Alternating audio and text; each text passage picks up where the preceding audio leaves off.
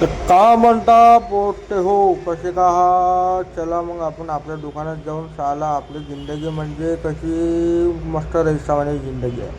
सकाळी उठा, दुकानात जा, मेट्रो पकडा, काम करा, संध्याकाळी या आणि उठाने गाणं करून झोपा. अशी झोप लागते का नाही? आणि इकडला मेट्रो स्टेशनचा नजारा पहा, मस्त सुहाना, असं वाटते का कोणाला घेऊन या. आणि साला कालचा व्हॅलेंटाईन डे पण होता, मस्त वाटते, असं वाटते गाण पसरून झोपा मध्ये नाही का. पण साला का करते, काही परिस्थिती आहे, आपण झोपू नाही शकत.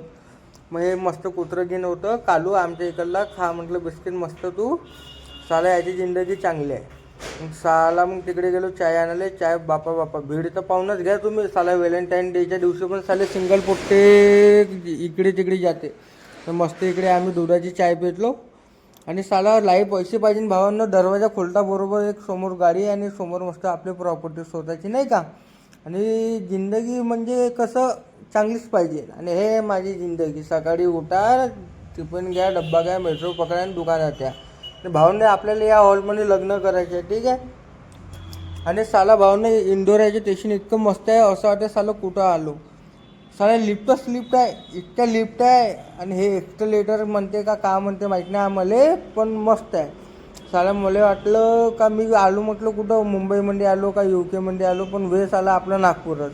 आपल्या नागपुरातली खासियत एकच आहे, समजू काही नाही येते, जिथं खर्ऱ्याची निशाण आहे ते म्हणजे आपलं नागपूर. गेलो मस्त घराकडं. आणि आमच्या इकडला स्टेशनचा नजारा पहा, किती सुहाना मोसम आहे, मस्त शांत वातावरण आहे, असं वाटते वाव किती मस्त. आणि भाऊ ना माझा भाऊ बी दुसरावाला नाही का. आम्ही कुंभमेळ्यामध्ये हरपलो होतो आणि तुम्हाला दाखवतो पहा. कुठे गेला हा पहा, मस्त असे. आणि साला म्हणे थांब म्हटलं बे, मी तुझी दाढी करून देतो म्हटलं. नाही म्हणे, जा म्हणे, तू नाही करत म्हणे. ठीक आहे मग भेटूया आपण.